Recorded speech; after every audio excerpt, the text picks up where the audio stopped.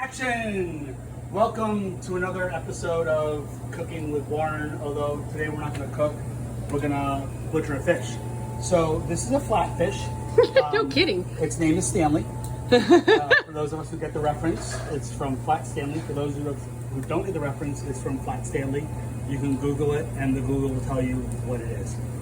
So everything you butcher has dotted lines. And the lines here for the fish come down along here. Ow, get me. Come down along here. Oops, I did something. And then it comes down this way and over here. So this fish is on the bottom of the ocean, and this is the top part that's up, and this is the part that's down. You can see on the down the lines better. Okay? Oh, that's cool. Yeah. Clearly it was meant for us to eat. And the tools we'll be using for this are our steel, which is made out of steel, which is why they call it that.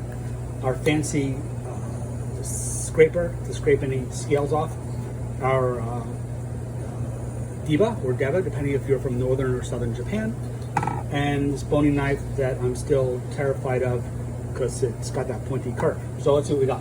First step is we'll take a look and see if we've got any scales on it. It's pretty well scaled. When I got it, I tend to ask my purveyors to scale the fish for me and to gut the fish for me, because scaling a fish, as we've discussed in other videos, is really kind of messy. Not kind of messy, it's way messy. So you can feel into here where the I guess it's a skull, where that bone is, and we're gonna come up in through here and come around nice and tight, and we're gonna mark down here on our tail, going to the tail but not through it, or to the backbone. From here, we'll come right down along that dotted line, and the knife flexes a bit, so we'll flex it in. Ooh, good camera angle. Part of our fancy camera work that we've been working on, and just kind of pull it off, and you hear it. Let me turn this water off so you can hear that I'm right along the bone. You don't want to lose any fish, because or else the fish kind of died for nothing. You want to be a little more respectful for it than that. Turn it back the other way, and this side of this fillet will be a bit larger because we're coming down closer to the head than we did on the other one. Like a sturgeon, cotton for the very first time. Like a I should put out a record album next.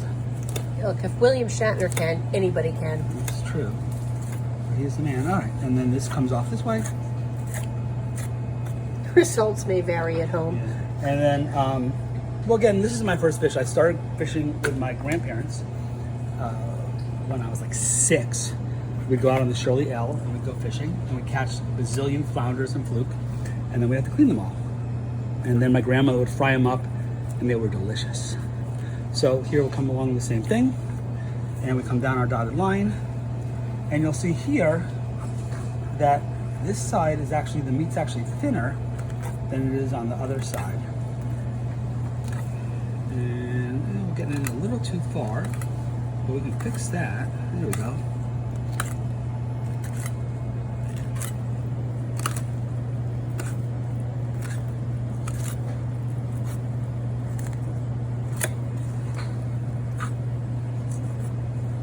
That side, and let's clean this up over here. Come down, and every flatfish you do the same way, just like we did the roundfish in the roundfish video.